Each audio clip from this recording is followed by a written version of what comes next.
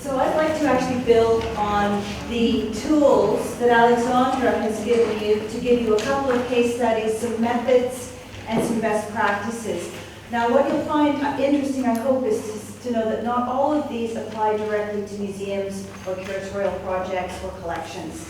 I'm going to be looking at some of the best cases out there, and I want you to think in very kind of lateral ways today about how these best cases might actually come out of the worlds that they're in. Some of them are worlds like journalism, not-for-profits, the world of opinion, and the world of social engagement, and bring them into a museum or curatorial or exhibition context. I'm not going to go into this a lot because I think all of you know now that you can make videos on Twitter, and it's been an absolute explosion of activity. A huge new resource for people who want to engage with live action and situations. It led to around a head-to-head sort of bit of confusion and a little bit of, well, very, very good competition between Instagram and Vine, who then also brought out their video platforms sort of simultaneously. So we now have 3 good video platforms. Vine is a little bit different in that it's a looping video platform, tends to be used a lot by kids doing funny things. Instagram, as you know, is huge. Alexandra talked a little bit about it, and it's a fantastic way for you to ask people to collaboratively engage with your collections, if you're okay with them capturing images of them. Of course, that's another matter altogether. This is a really interesting one, which is the exact opposite of using hashtags for Twitter, and it's called #killer. I'd quite like to show you a little teeny video of it. It was an enormous social media campaign to bring recognition of real-world problems to first-world individuals by turning the idea of hashtags on its head. I'll show you a video if we have time. It's very short. And it ended up bringing an enormous amount of money and attention to the problem of clean water in third world countries, and particularly in Haiti, where this is based. The Guardian newspaper does a really good job in the UK of bringing attention to issues. They also allow people to weigh in on those issues. And what they're very much trying to do is tell you that there's 2 sides to every story, which is obviously a good journalistic thing to be doing. And so they turn this idea upside down and then allow you to open it up and answer a question that seems to be, in this case, where do you stand on women in combat? It's an important and interesting question. This is the response they got from their readership, that 83% are for military equality. And it takes more than brute strength to win today's wars, so we all have the right to fight for our country. Interesting. Interesting position. That's what the readers of The Guardian and users of their website believe. And they do this frequently with all sorts of different issues. So this is a way that you can bring an issue to your audience and ask them what they think about it, and then get a real opinion on it.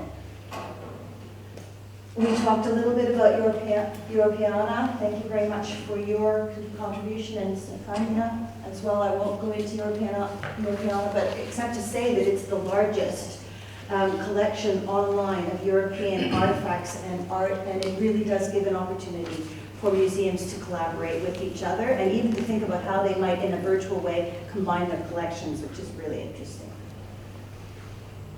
We're going to look at some Google tools now, because there's quite a few of them out there that are really useful. They're free, they're all online, and you can become a developer just by registering. The Zeitgeist one is good because it really just gives you an idea of the trends that happen. They do this annually, but they do keep Google Zeitgeist always up to date. This gave you an overview of the things that people were most interested in searching for in the year of 2013. Google Earth has amazing tools in it, and their developer kits are really, really good online. They've got tutorials, and they tell you exactly how to attach your story to a Google map and to allow your visitors or your participants in your projects to do the same. And I've run a number of workshops on this, very practical, hands-on, like how do you make a Google Earth presence and then put your stories into it. I did it in Buenos Aires in La Recoleta Cemetery, which is a beautiful architectural and cultural patrimony in Buenos Aires, allowing people to tell stories of their own families. And Google Earth Maps outreach is particularly good for people who are running any sort of non-profit. Jane Goodall's foundation in Africa has done a really good job with this, of putting their project on the map and actually giving it then to their rangers who go out in the forest and are doing day-to-day protection of the chimpanzee population there, and then using their cell phones to actually video what they find, putting it up online, so it becomes not only a resource that allows them to do research, but also brings audiences into the reserve who could never visit it. So those of you who are thinking, how do we get people into our museum who can't actually come, could think about using outreach. And of course the 3D tours that Alexandra mentioned with 3D buildings. Practically every city in the world now has the 3D capability through Google Earth, and you are able to bring people right to your institution. So here we are just outside Uffizi, hovering over the Arno, and we can, as you know, fly in and have a look at the institution and the building, and also its situation in the urban center of Florence. And I think that's very important because it helps us not only for our visitors to, if they're planning a visit, to figure out where they are, but also what the situation is and what's around it and what else is available to them if they're thinking how to spend the day in that locale. And it's just fascinating and fun too. Google Cultural Institute, really great new opportunity through Google to use the Street View techniques inside a museum so that you can actually navigate through the museum. It tells you exactly where you are in that museum, and then you can go right up to objects and artifacts and into rooms and look at them very closely. I have to say, I don't think the resolution is as good as it could be. Like if you get right up to things, you're not going to get this sort of, experience that really would give you everything you need, perhaps as a researcher, but as a visitor, I think that it's probably good enough. And it also allows you, of course, to look at major artifacts and major collections and to zoom straight in on those. So if you pick the tondo here, then you will be taken to that room and you can also see what else is in that room. I'm sure many of you are familiar with this. It's just fascinating. Really fun to use. It helps people to understand what's in your museum and what the extent of it is and how they can actually navigate it before they get there. So here's just a little, I just sort of dug in here, took myself on a tour, went to see the Botticelli Primavera and then focused in on that. And that's, you can see that, as I was saying, the resolution isn't amazing, but it's probably good enough. And I can then look all around that room. Here's the opposite. Here's a virtual museum, the Museum of Me. How many of you have heard of this? It's quite a weird thing, isn't it? Yeah. It's kind of like a museum of the timeline. Facebook, isn't it? Yeah, well, Facebook and Instagram. It's Okay. a sort. What it does is you have the opportunity to create your own building, and you can use architectural examples. They give you models, and then you put yourself and all your stuff inside it.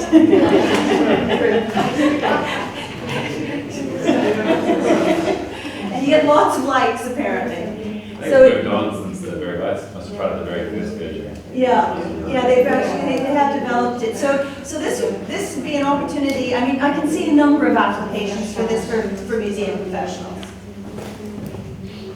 And then I'm going to just show you a couple little projects of my own very quickly.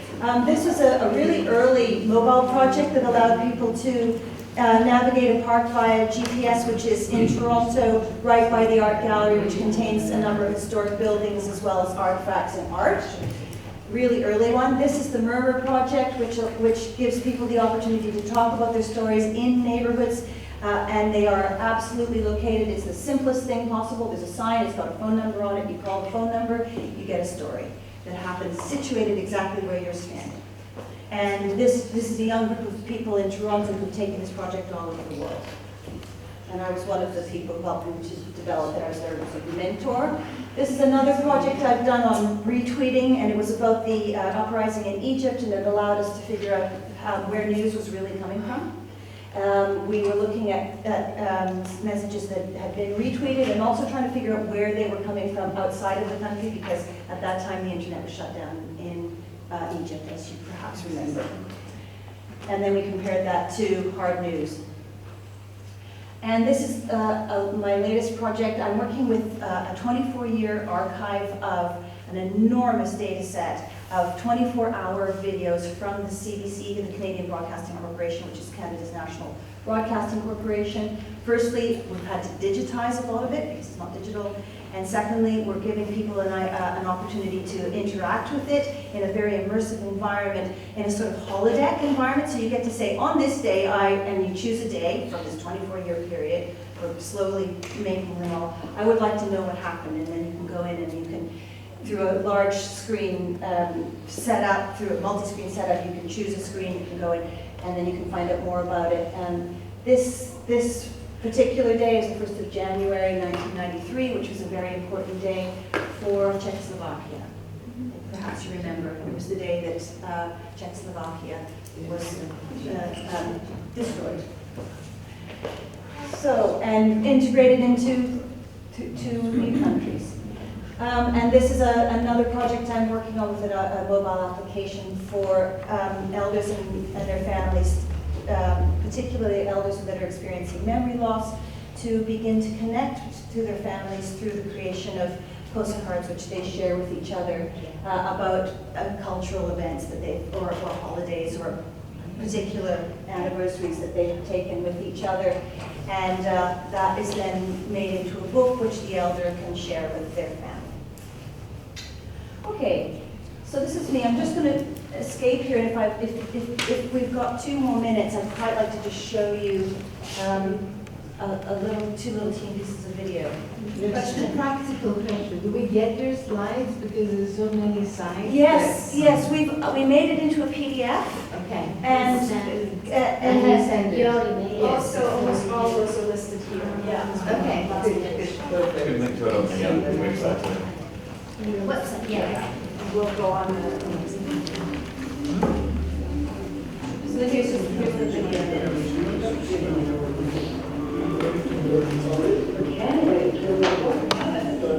The customs checkpoint started going up along the border a few days ago. Convoys of army trucks have been leaving the checklands for Slovakia. Goodbye for the entire country, Czechoslovakia. So that's just a little teeny video of that. Okay. How much it costs, this is the amazing part. Oh, how we made this? Yeah, well, you said it didn't cost very much. No, it really That's didn't. what it counts. It's true. It's true. It didn't cost very much. I don't know how we get escape here.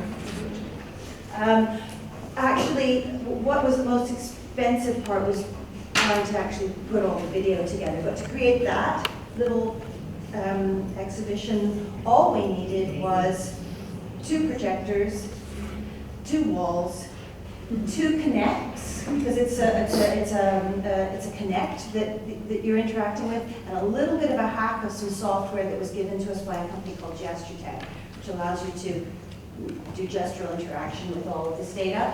We also had to go through the data and figure out what the keywords were, and so we're delivering keywords, and then via voice recognition, it finds the place in the video where that keyword exists, which is actually a real innovation. You can't do that on YouTube, you can't do that on Vimeo, you can't do that on any other platform. So we're hoping to actually make this something we can also supply to people online. And if I could just briefly show the hashtag killer let's just have a look at this. I hate when my phone charger won't reach my bed. I hate when my earrings aren't here. When I go to the bathroom and I forget my phone. La media radio la machine à laver, le commencer sentir. I hate it when my house is so big. I need 2 wireless routers. When my new gun makes my hot water taste too cold. When I have to write my name in the check, when I forget my last name. When they can take us en bas. When I eat a voisin blinking in the I hate it when I tell them no pickles and they still give me pickles.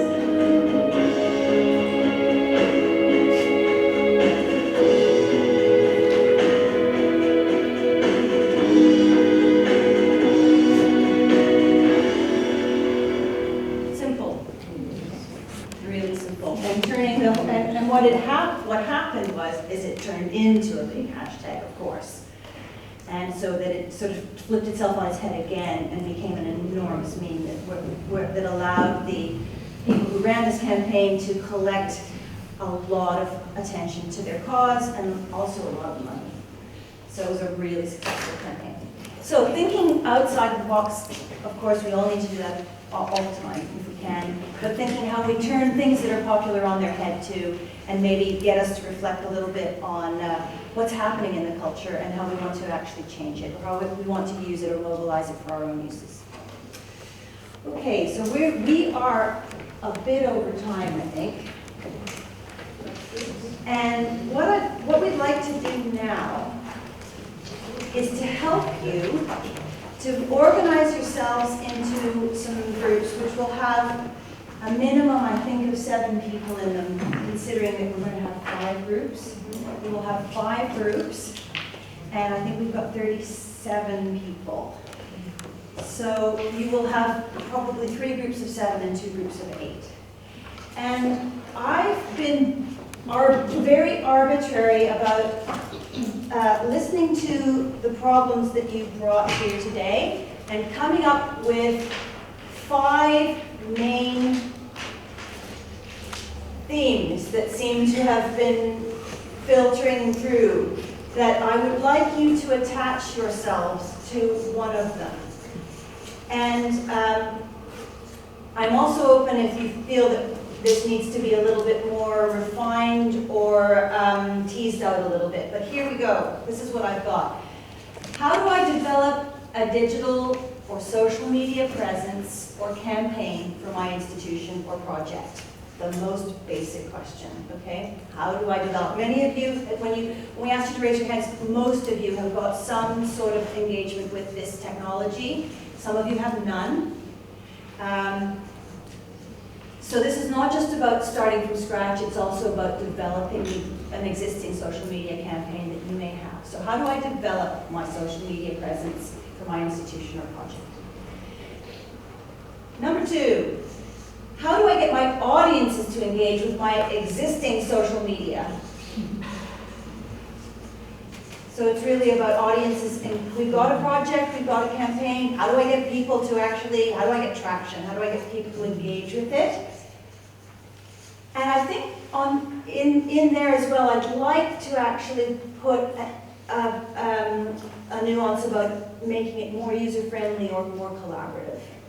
Because that's, user-friendliness and collaboration are really the 2 kind of sticky points that will help your social media campaign to be more useful and to be more used.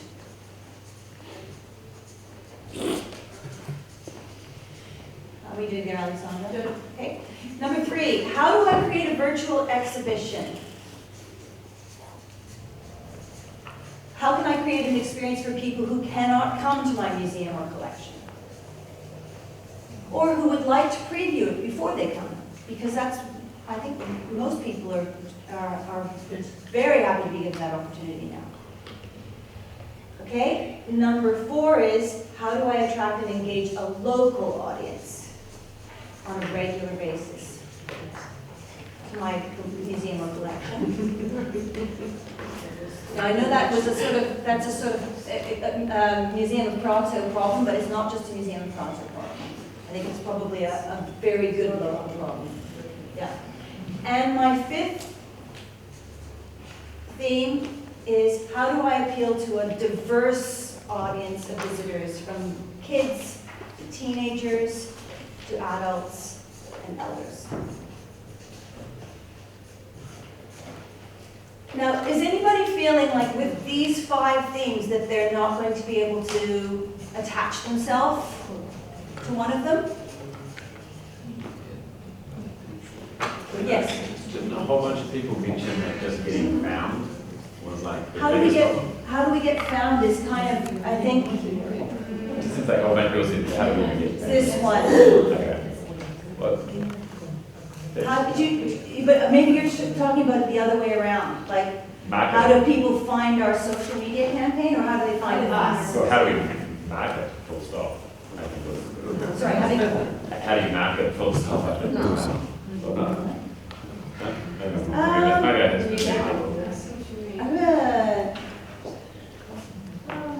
No? can you formulate that as a question? How do you find us? Is that? Yeah. How do we get found? That was what you said. How do we get found?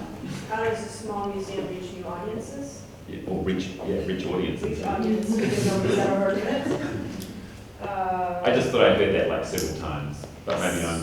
We fall under this category. Or we can make a new one. We can have one extra group that might kind of be Self-motivated. self-motivated. Because we've got five leaders. and let's see. Why don't we put it in here? Let's put it in here because it's like a fundamental question, right? Or we get people to engage in social media, and this becomes one. And then we can I think if we just stick it in here, how do we get found? I think that's a really fundamental question. All right. Okay, so what we're going to do now is we're going to help you to organize yourselves into these groups. Now, it's going to be a bit arbitrary here because if everybody wants to be in group number 1, that's not going to work. So you're going to have to be a little bit flexible about where you end up. If you've come with someone, my suggestion is to not stay with them forever, just for the next hour. And because you'll learn more if you can then actually be in different groups. And if you find yourself in a group that doesn't necessarily feel like it's exactly right for you, don't worry, because you will learn and you will actually be able to collaborate and to bring your knowledge to that group. So our groups will be very diverse. You've heard from the backgrounds of people that we've got curators, we've got PhD students, we've got museum directors, we've got archaeologists, we've got librarians, we've got a really diverse audience. So I'm hoping that we'll end up with that diversity in each of our groups. So everybody, this is a little bit of kind of a speed dating session. I think what we'll do is we're going to make 5 corners, ask you to get into them, and it'll be pretty noisy, and then we're going to tell you exactly how we're going to gauge this process. But you know what, before we do this, because it's going to get very noisy in a moment, with lots of good chatter and good kind of questions, let's just look here at the collaborative group exercise, okay? And this will give you an outline of what we're going to do and how we're going to do it. So, and please jump in, Alexandra, at any point. So we're asking you to question these questions that you've brought. We're asking you to collaborate together, and we're asking you to come up with some creative solutions. Ultimately, one that you will present to this audience in 3 minutes. So you're not only going to be, we're out here now, and we're going to get really divergent. We're going to really converge in this over the next hour to something that is distilled down to a 3-minute presentation to tell this audience what you came up with as an idea. In order to do this, we really have to identify the problem, and I would actually say, feel free at this point to refine your problem, because this is me saying, this is a problem. We'd like you to work on this problem, but feel free to refine it within your group and restate it if you like. And do we want, in some cases, we can even state a specific organization, so you can say this is for the such and such museum. That's absolutely correct. More specific. That's absolutely correct. It would mean that your group would have to agree that you're all going to work on this problem for this museum, and with the knowledge that it can be extrapolated out to your particular situations. You're going to question that problem. You're going to imagine using the tools that Alexandra has given you and some of the case studies that I've given you. What could be a good tool to actually help you to attack this problem? We're using this centerpiece as a sort of framework. Feel free to write in here, but this is not intended as a writing exercise. Let me tell you, this is intended as an active, collaborative exercise. It's going to be very discursive, and you're going to be coming up with solutions together, but you might like to make some notes.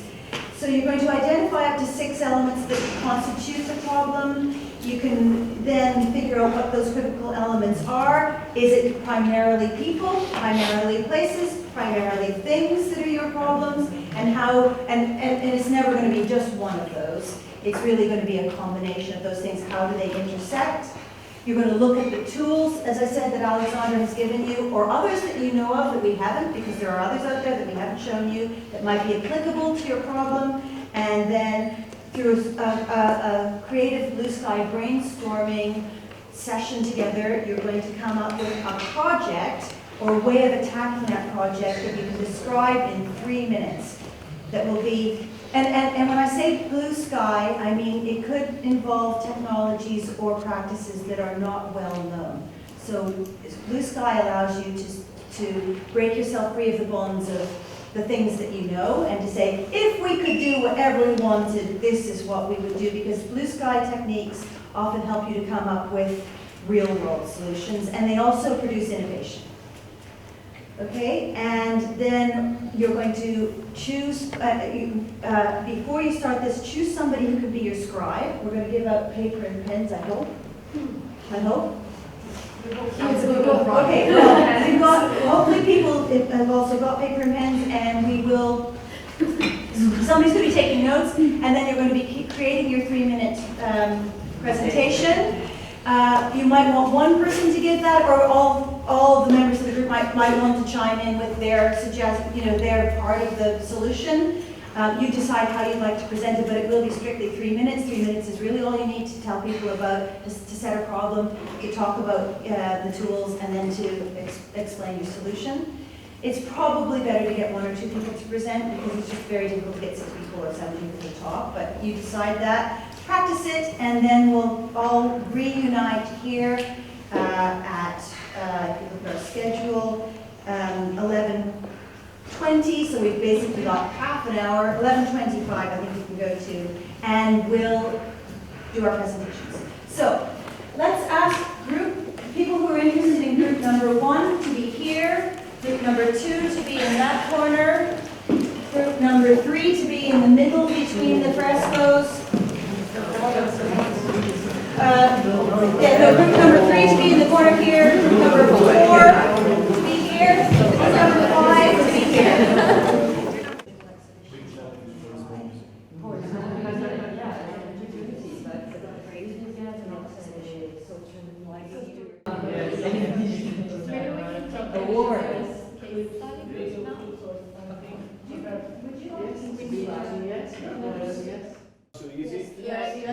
Most of the time is not in the they are allowed in the museum to do.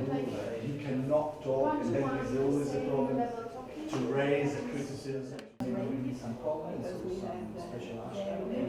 They ask it just in a bad way. You didn't felt you were important for the... I'm speaking with, so this is it's maybe cleaning a little bit of institutional problems. But also we can use the New York Times strategy, for instance. It's not the New York Times that we're commenting, it's Let's use that, because that's very interesting.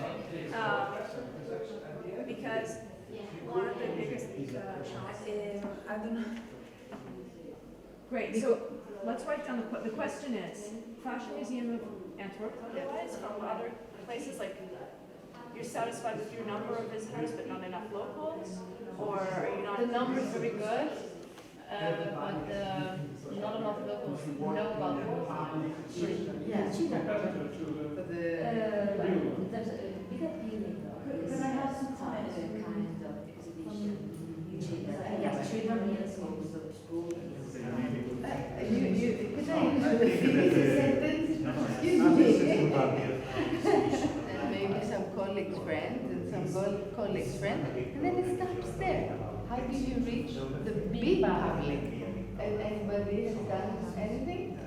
We can start on resources and you can do a campaign on a specific target that you can choose the geographic area. Then, looking this moment,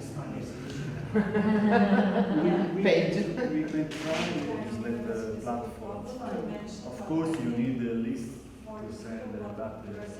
If you have some, I don't know if you have any list. You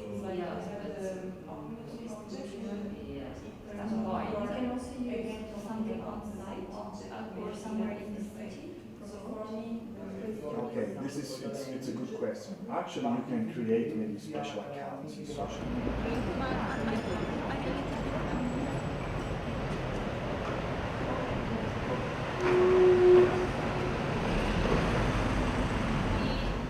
We are going to divide the group into groups, the Italian speaking and the English speaking. With me, the English speaking, okay?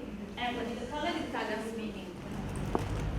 So this is a very special garden because you have to imagine that this is not a garden just very, very beautiful for the nature, the trees, the flowers. The excavation in the region of Stefania to reveal all the most important things and records and also to reconstruct the history of Stefania. And this ancient part